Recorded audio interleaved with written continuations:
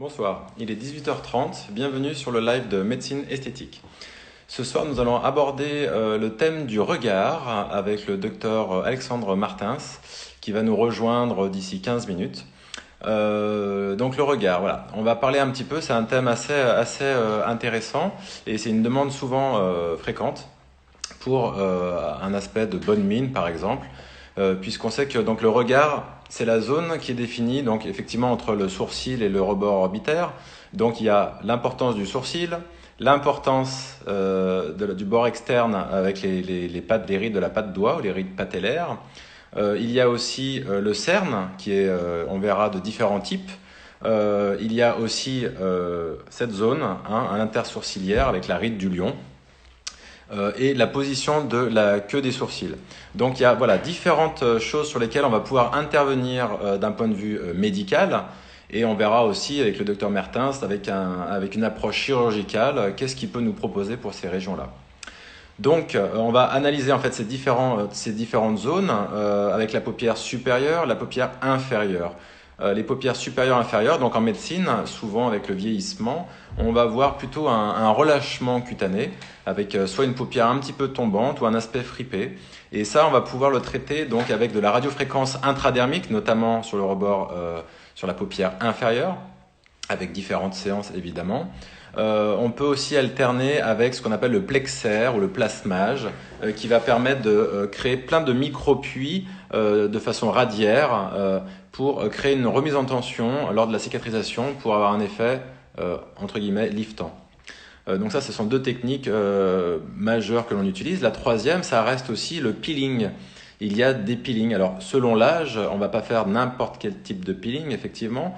Mais si on a une peau un petit peu fripée, il faut faire un peeling moyen. Et à partir de 50-60 ans, effectivement, on proposera un peeling au phénol qui, lui, sera beaucoup plus fort et qui va vraiment donner une remise en tension, chose que le TCA ne peut pas toujours faire. Donc sur les TCA, on va faire plutôt des peelings répétés sur la région périorbitaire, alors que sur le phénol, on sera plutôt sur le one shot, sur un seul peeling, pour remettre un petit peu tout ça en tension. Tout en sachant que pour chacune de ces techniques, il y a des effets indésirables qu'il faudra effectivement discuter avec la patiente. Et c'est cette discussion qui nous orientera vers le choix de notre protocole. Le regard, effectivement, c'est la première chose que l'on voit sur un visage, ce qu'on appelle la proface, à la différence de la méta et la mésoface qui sont plus postérieures, qu'on ne verra pas. Et donc, voilà, cette partie centrale, donc c'est le regard, effectivement le nez et les lèvres, c'est les trois zones d'interaction sociale quand on est en contact avec quelqu'un. Et c'est des zones déjà qu'il faut travailler, qui sont souvent l'origine de... Alors là, vous êtes vous froncez trop, donc l'aspect un petit peu sévère, souvent. Donc là, pour les rides d'expression du muscle, de ces petits muscles qu'il y a là, on sera plutôt sur du botox. Le botox va permettre de relâcher vraiment ces rides pour éviter la contraction permanente et d'être toujours avec un spasme comme ça. C'est au fil des injections surtout que on va perdre l'habitude de froncer. Et ça va vraiment relâcher cette zone-ci et qui sera déjà une bonne entrée en matière dans la prise en charge du regard. Effectivement, si on parle de Botox encore, on peut faire aussi sur la queue du sourcil pour essayer de remonter un petit peu. Alors c'est pour endormir ce muscle-là qui lui fronce, et en l'endormant, il y a l'autre derrière qui va tirer un petit peu. Mais on ne va pas gagner 5 cm, on va gagner peut-être 1 ou 2 mm. D'accord ? Idem pour les rides de la patte doigt, les rides du sourire. Donc ces rides-là, on va aussi les injecter à la toxine botulique pour ralentir la contraction. Donc ce n'est pas des zones qui vont être figées parce qu'il y a d'autres muscles sur le muscle du sourire qui vont permettre de froisser un petit peu cette zone-là. Mais disons que sur la prise en charge d'un regard, il faut effectivement qu'il soit apaisé, qu'il soit reposé. Et un regard reposé passe par la toxine botulique. Ensuite, on a les cernes, et on verra, il y a différents types de cernes, il y en a 5. On a un cerne creusé, un cerne bombé, un cerne fripé, un cerne taché et un cerne vasculaire. Il y a 5 cernes différents. Pour ces 5 cernes, on a 5 techniques différentes. Le cerne creux, on va mettre de l'acide hyaluronique. Le cerne bombé avec une valise, là on est plutôt sur de la chirurgie. Tout simplement, on ouvre, le chirurgien nous donnera son avis d'ailleurs sur la question. Est-ce qu'il faut systématiquement opérer par exemple des valises, des poches sous les yeux, à partir de quel âge? Il nous dira tout ça. La troisième technique, on a dit les cernes, j'ai dit quoi? Fripés, donc j'en ai parlé, radiofréquence, plexaire, peeling à répétition ou peeling au phénol unique. On a les cernes, j'ai dit quoi? Les cernes vasculaires. Les cernes vasculaires, ce sont ces cernes un peu bleutées et donc qui peuvent être aussi d'origine ethnique ou congénitale. Le cerne bleuté, il n'y a pas beaucoup de solutions. On va essayer d'améliorer en tout cas l'oxygénation, la vascularisation de cette zone-là. Alors déjà, on peut le faire avec l'injection d'acide hyaluronique pour remonter à la surface la partie interne de la paupière qui va renvoyer de la lumière, donc qui va donner un aspect plus lumineux. Et l'aspect fripé, donc non, voilà, vasculaire, pardon.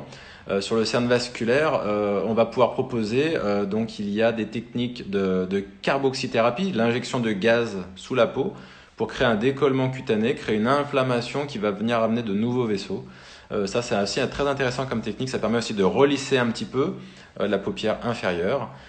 Mais sur le cerne vasculaire, voilà, il n'y a pas grand-chose. Le meilleur, on aime à dire que ça reste quand même le maquillage. C'est ce qu'il y a de moins cher et de plus efficace. Mais ça ne veut pas dire qu'il ne faut rien faire. Et donc, on fera des séances de carboxythérapie répétées. En France, c'est pas autorisé, mais j'en parle parce que dans les pays limitrophes, c'est quelque chose qui marche bien. Ce sont les PRP, les plasmas riches en plaquettes.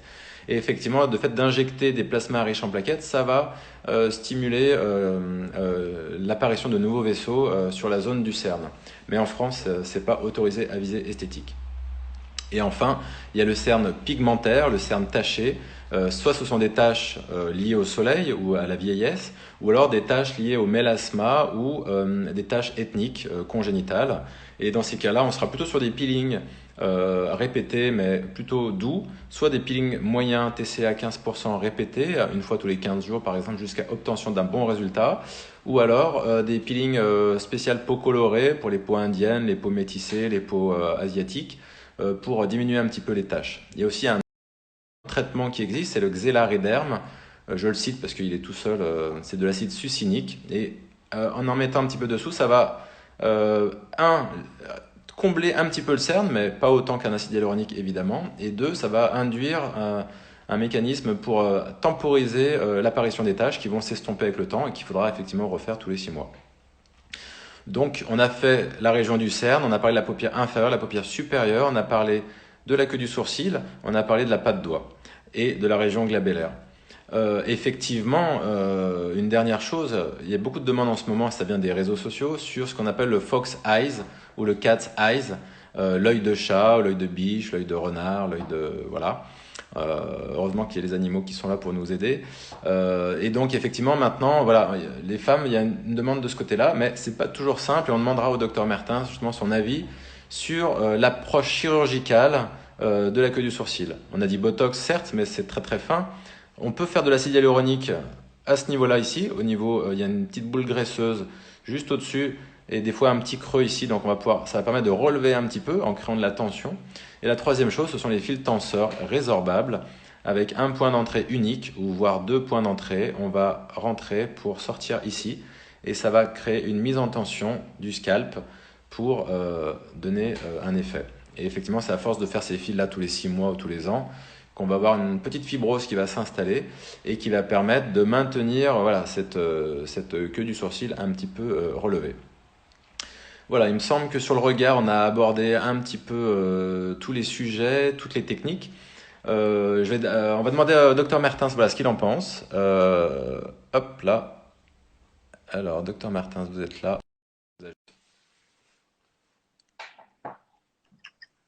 En espérant Salut que ça... Bertrand, Super, ça marche, ça parfait. marche, c'est bon. Tout va bien, merci d'être là. Merci à toi de m'inviter, c'est très sympa. Ça Et m'occupe un petit peu. ça occupe. Voilà, le confinement se passe bien, tout va bien. Pas trop mal, ouais, on est pas trop mal dans le sud. Alors, ah voilà, dans le sud, parce qu'ici, on n'a pas la même, voilà, on n'a pas le même arrière-plan derrière. Bon, voilà, on a parlé un petit peu de la zone du regard. Alors, c'est un live, donc c'est juste à visée informative. Ça permet aussi de rencontrer nos collègues et de développer un petit peu tout ça et voilà, de proposer des solutions claires pour les patients. Donc moi, j'ai parlé de toutes les techniques, hein. On a dit radiofréquence, peeling, botox, acide Ouais, j'ai hyaluronique, bien suivi. derme. Il y a pas mal de choses. Et moi, ce qui nous intéressait, ou moi, ce qui m'intéresse aussi, c'est ton approche, voilà, on va dire d'un chirurgien sur le CERN. Qu'est-ce que tu vas utiliser le plus souvent comme technique médicale? Parce que tu fais et de la chirurgie et de la médecine.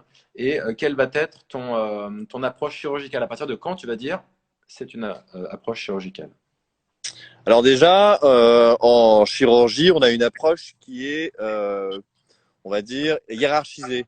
On va privilégier les techniques simples et efficaces dès que possible pour limiter les risques et avoir des traitements avec un temps de retour qui soit le plus rapide possible. Alors pour le CERN, c'est vraiment au cas par cas, en fonction de l'indication. Et comme tu l'as dit, il y a différents types de CERN. Il va y avoir des CERN plutôt creux. Et l'analyse du volume en général au sein du visage est primordiale, au niveau du CERN en particulier. Et donc, s'il y a un manque de volume, on va avoir tendance à le corriger. Et là, on privilégie des techniques médicales par injection d'acide hyaluronique spécialisé, d'un acide adapté à cette zone qui est très sensible. Donc, dès qu'on peut privilégier les injections ou les techniques simples, on privilégie cette technique-là. D'accord. Lorsqu'on va avoir par contre une hernie graisseuse de la paupière inférieure, on va avoir, comme tu l'as montré, une valise et un excédent de graisse au sein de la paupière. On ne pourra pas le corriger par l'ajout d'acide hyaluronique. On pourra éventuellement, dans les cas les plus légers, le camoufler en Mm. ajoutant un petit peu de volume en dessous. Mais la plupart du temps, l'indication va être chirurgicale dans ce cas pour retirer les poches graisseuses qui se situent au niveau de cette paupière inférieure. Et pour D'accord. ce faire, si on a juste une poche graisseuse isolée, on va pouvoir, sans cicatrice, passer au niveau de la partie interne de la conjonctive, aller chercher ces poches graisseuses, les retirer et corriger du coup ce déséquilibre de volume. Donc D'accord. c'est l'indication chirurgicale qui est légère, ça se passe sous anesthésie locale si le patient peut le supporter ou générale très légère, il y a un temps de récupération qui est très rapide. Et alors, la chirurgie, par exemple, de ça, c'est à partir de quel âge? Si une patiente de 30 ou 35 ans a des poches comme Alors ça, les poches, ça peut être quelque chose de congénital, on peut les avoir même dès l'adolescence. d'accord? Donc on les corrige dès que les patientes sont demandeuses et que la gêne est réelle. Il n'y a pas de limite d'âge. Et plus les patients vont être jeunes, plus la peau va être de bonne qualité et va permettre d'avoir un bon résultat.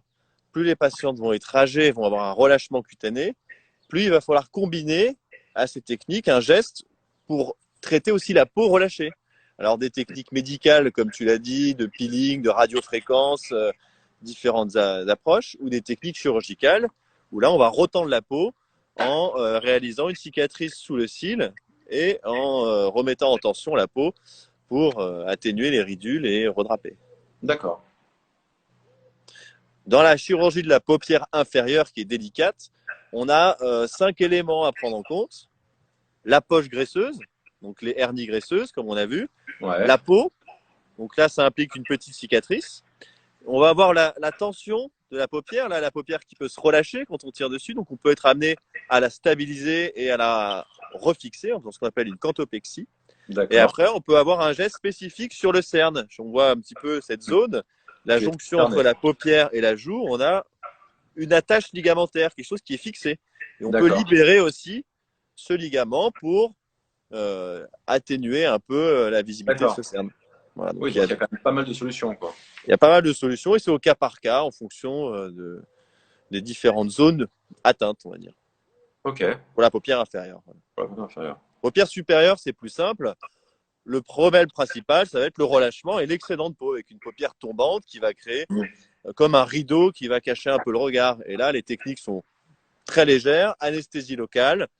On va faire une cicatrice dans le pli palpébral et retirer cet excédent de peau pour ouvrir le regard et améliorer cette paupière supérieure. D'accord. Et pour la queue du sourcil, donc comme tu l'as bien dit avec la toxine botulique, en agissant sur la balance entre les muscles, peut avoir un effet d'ouverture de la queue du sourcil et de repositionnement. En chirurgie, pour les cas un peu plus importants ou les cas pour lesquels la toxine va avoir peu d'effet, on peut avoir une action en redrapant cette queue du sourcil, en faisant une cicatrice soit dans les cheveux, en allant la chercher. Et maintenant, D'accord. il y a des techniques un peu plus récentes où on va faire un passage de fil sur la région temporale des fils qui vont être très visibles, qu'on laisse 2 jours et on les enlève au bout de 2 jours. Et là, on a la peau qui s'est bien fixée et qui permet d'avoir un résultat stable et efficace. C'est vrai que maintenant, il y a une demande de plus en plus croissante avec les réseaux sociaux, avec des photos des pays de l'Est en général, où ils sont Ouais. peut-être pas plus avant-gardistes, mais peut-être moins peureux, je sais pas, ou voilà, et plus Une innovants. approche qui peut être différente de la nôtre qui est plus calcique, on va dire. Voilà. Et c'est vrai que tu dois avoir aussi une demande croissante, ce qu'ils appellent le Fox Eyes, avec des jeunes femmes de 25 ans, 30 ans, où on a l'impression qu'il y a une ascension de la queue du sourcil d'à peu près 1 centimètre. Et voilà, est-ce que c'est quelque chose qui est réalisable et à quelles conditions ou Alors moi j'ai vu des techniques avec les fils tenseurs, Ouais, choses pour lesquelles j'ai pas eu beaucoup de demandes et moi je ne le réalise pas directement. J'ai plutôt une approche, on va dire, naturelle et harmonieuse, et tout ce qui va changer un peu l'harmonie et l'équilibre du visage, ça va pas vraiment être dans ma philosophie, quoi. Donc c'est des d'accord. demandes que je vais pas forcément prendre en charge. Le risque de faire de la chirurgie, et tu m'arrêtes, mais est-ce que des fois j'entends, oui, j'ai les yeux en amande que je n'avais pas avant et je n'aime pas ça. Est-ce que ça veut dire que chirurgicalement, pour le Fox Eyes, est-ce que ça va changer la position de ton canthus externe? Alors non, le canthus c'est quelque chose qui est fixé à l'intérieur de la paupière, c'est à l'intérieur de l'orbite même. Donc pour Ouais, aller le modifier, il faut avoir une action chirurgicale qui soit assez invasive, avec des fils ou une tension. Transitoirement, on peut modifier, mais une fois que tout se relâche, que l'œdème diminue, normalement, on n'a pas tellement de risque d'avoir un effet sur la position du canthus. Le canthus, c'est vraiment la partie externe de ok, l'œil et de la paupière.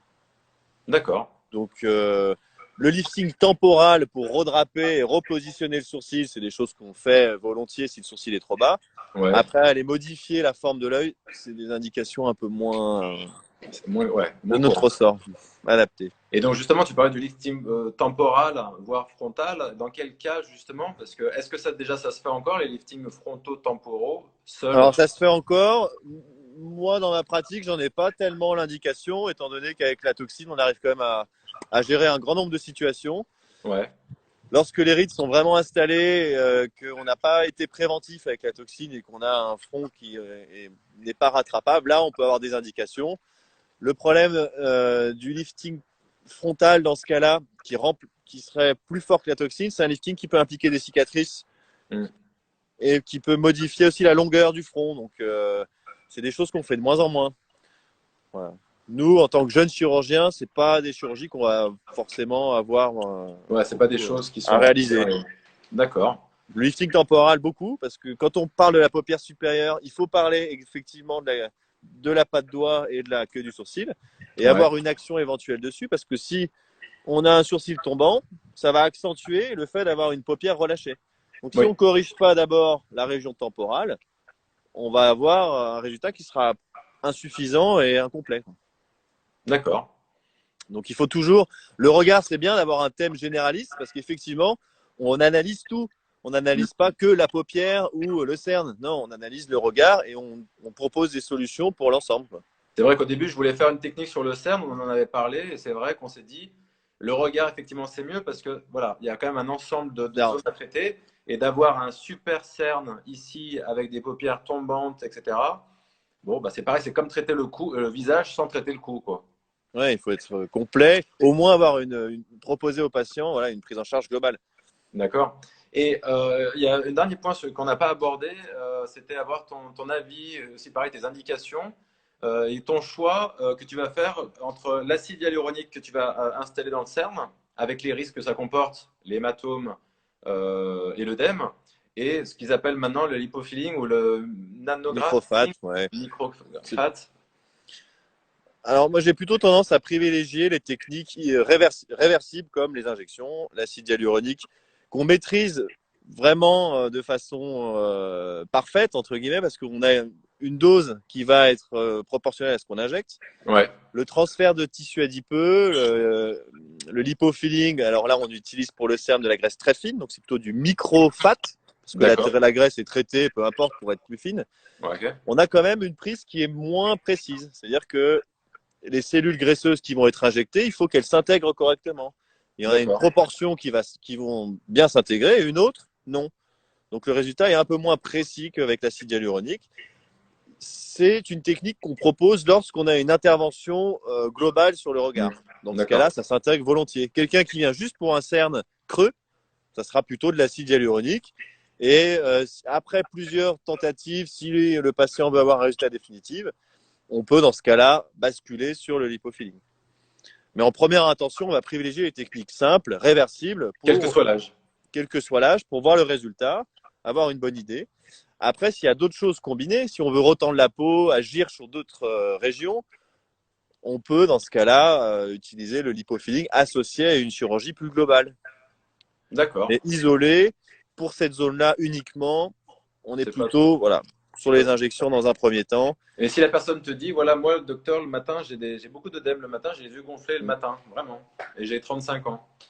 Alors là, c'est un autre problème. C'est un problème inflammatoire, un problème de retour veineux, comme avoir les jambes gonflées et lourdes. Donc, c'est à peu près par analogie à ça, un traitement plutôt médical et des soins locaux, notamment l'application de froid, des massages drainants. Et là, la chirurgie ou même les injections sont plus sensibles, ont un taux de complication plus élevé. Donc, Faire en tout cas, attention. c'est pas une indication de chirurgie, ce genre de problème. D'accord. Et si jamais on corrige autre chose et qu'on a ce problème-là, on a plus de risque d'avoir derrière un gonflement ou un résultat imparfait. Ok.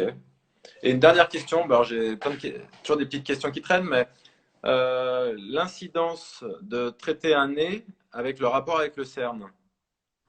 Des fois, on a lu Ouais. ou on voit des patients qui se font enlever la bosse Ouais. et leur cerne se recolore. Alors, en fait, quand on va traiter, quand on va opérer un nez notamment, on a des zones d'attache ligamentaire qui vont être décollées par l'intervention de chirurgie. On peut avoir un bénéfice si on décolle le ligament du cerne et qu'on arrive à le décoller correctement. Eh ben, on peut atténuer le cerne. Paradoxalement, c'est une zone aussi où on peut avoir un petit saignement pendant l'intervention. C'est classique d'être bien gonflé et d'être bien bleu au départ. On peut avoir une pigmentation transitoire, voire qui peut durer un petit peu, qui peut être prolongée de cette zone. Alors, le camouflage dans un premier temps est une bonne option. Et puis, par la suite, si jamais vraiment cette pigmentation reste, on va avoir des techniques médicales pour atténuer ça. Mais bon, c'est pas quelque chose de très fréquent par rapport aux patients qu'on opère de rhinoplastie. On en a assez peu qui se plaignent de ce genre de choses sur la durée, on va dire. Ça va durer, d'accord. Là, il y a une personne qui m'écrit, donc j'ai eu de l'acide hyaluronique dans le cerne et j'ai eu 4 semaines d'hématomes et des grosses boules. Ouais. Donc Voilà. effectivement, C'est c'est une parti. technique très sensible, le CERN, par rapport à d'autres injections d'acide hyaluronique. Le CERN, c'est vraiment une zone délicate et il faut prévenir les patients que ce taux de problème, il est un peu plus élevé que pour une autre indication. Il va être de 5 à 10%. Alors c'est rare, mais ça peut arriver et dans tous les cas, on rattrape. Effectivement, on peut avoir un hématome. Effectivement, ça dure 10 jours, c'est pénible, mais ça rentre dans l'ordre. Mhm. Donc on a une période un peu plus pénible à supporter et puis après, bon, on arrive. En tout cas, ce que je dis quand les patientes ont des soucis, je pense que le principal, c'est de retourner voir son médecin ou son chirurgien et de lui expliquer la Ouais. problématique et de trouver une solution ensemble, voilà, de ne pas rester avec des boules ou quelque chose Non, puis d'insatisfait. surtout, bien sûr. Envoyer des photos, Ouais, contacter par mail et puis ensuite, heureusement, ça reste quand même assez rare. ça reste quand même plutôt rare. Ok. Et les nouvelles technologies comme voilà, le PRP, je sais qu'en chirurgie, je ne sais pas si vous l'utilisez ou pas. Alors pour ces indications, pas de façon encore très démocratisée. Voilà. Le bénéfice est modéré pour ces zones. On a entendu beaucoup de bien en Angleterre, en Suisse, enfin, dans les pays un petit peu où ils ont l'autorisation à Un peu vie plus sensible chez nous. esthétique. Mais c'est nous, voilà, c'est un petit peu délicat. Donc toi, pour l'instant, c'est pas quelque chose que vous pratiquez. C'est pas quelque chose dont on a l'usage quotidien. Ok, donc C'est l'avenir nous c'est vraiment un dira. problème de volume. Le volume au premier plan, donc remplissage, comblement. Ensuite, tension cutanée, la peau qui est relâchée. Donc là, les petites cicatrices pour retendre la peau. Et puis ensuite, voilà, un travail plutôt de ce type. Ok, bon bah écoute, on a fait le tour. Il te reste une petite chose à rajouter? Hmm, L'approche qui vraiment est, on essaye d'avoir un bon rapport bénéfice-risque. Donc, on Ouais. essaye d'utiliser les techniques les plus légères, les plus simples pour faciliter la récupération et avoir un bon résultat. Bon, bah écoute, ce sera le mot de la fin. Je te remercie C'est moi qui te remercie. de t'être prêté à cet À très vite. exercice-là. Et puis à très vite et pour de nouvelles aventures ensemble. À la prochaine et bonne fin de confinement, hein. À très Attends, bientôt, dans attends, une attends, attends, semaine attends, normalement. attends, t'inquiète Ah, pas, bouge dis-moi. pas. Il y a Docteur Moutran. On ne sait pas qui c'est, je crois. Docteur Moutran? Ouais, non, je connais pas. Comp- Votre avis sur, il n'a pas fini sa question. Ah oui, sur le comblement des paupières supérieures. Ah, ça, c'est une Ah, question qu'on n'avait pas abordée, effectivement. le, Alors, com- le comblement de la paupière supérieure, c'est de plus en plus utilisé et c'est ouais, effectivement une très bonne indication. La squelettisation du rebord orbitaire fait partie des critères de vieillissement ouais, et les techniques classiques de blépharoplastie étaient plutôt agressives sur le retrait. On enlevait beaucoup de peau, beaucoup de poches graisseuses et du coup, le regard était paradoxalement vieilli. Et on s'est rendu compte, avec toutes les techniques de comblement, que finalement, en ajoutant du volume au niveau de cette paupière supérieure, on arrivait à combler et à avoir besoin de retirer moins de peau. Parce que forcément, le rapport entre l'enveloppe et le volume est primordial.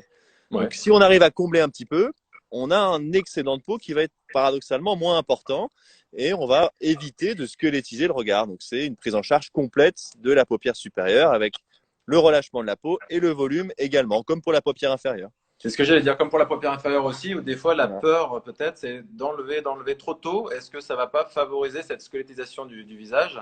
C'est un terme qui est un peu Alors, on est barbare, qui fait maintenant, peur. au niveau des hernies graisseuses, on est quand même assez conservateur. On évite de surcorriger.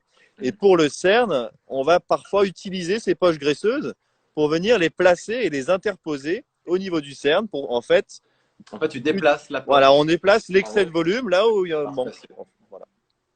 Ça, le docteur Moutran, il connaît très bien, j'imagine. Ouais, je pense que c'était une petite question.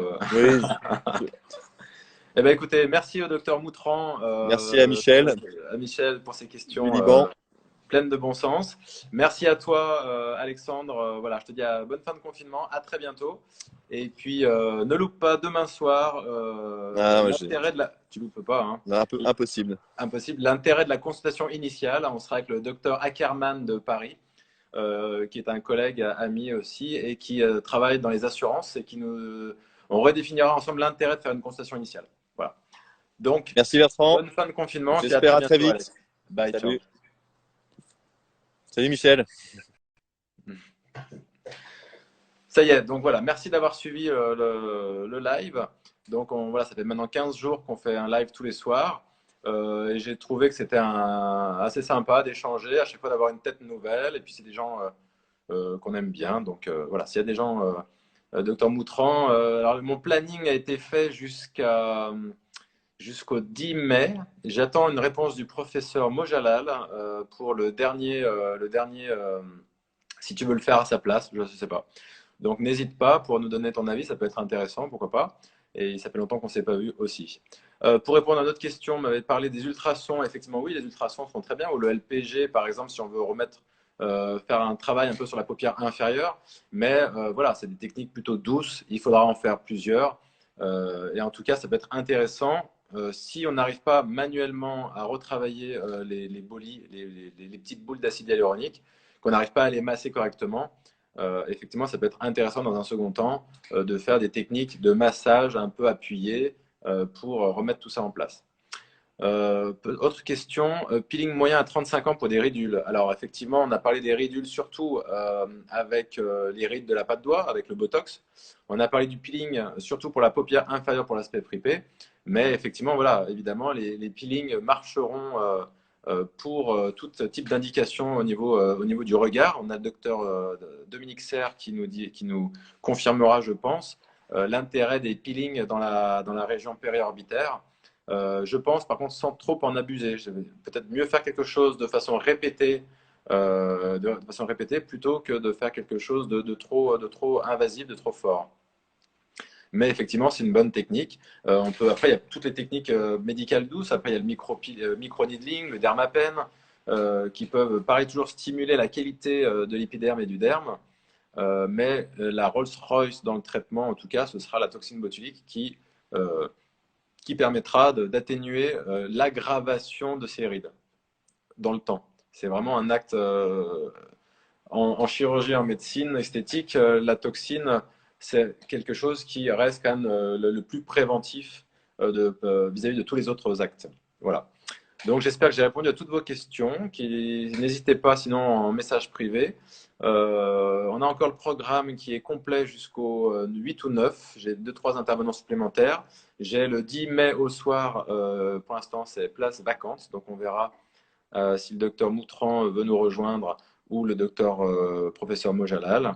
En attendant, je vous souhaite une bonne soirée, restez confinés, c'est pas fini, et puis il faudra continuer dans nos bonnes habitudes pour la rentrée à partir du 11 mai.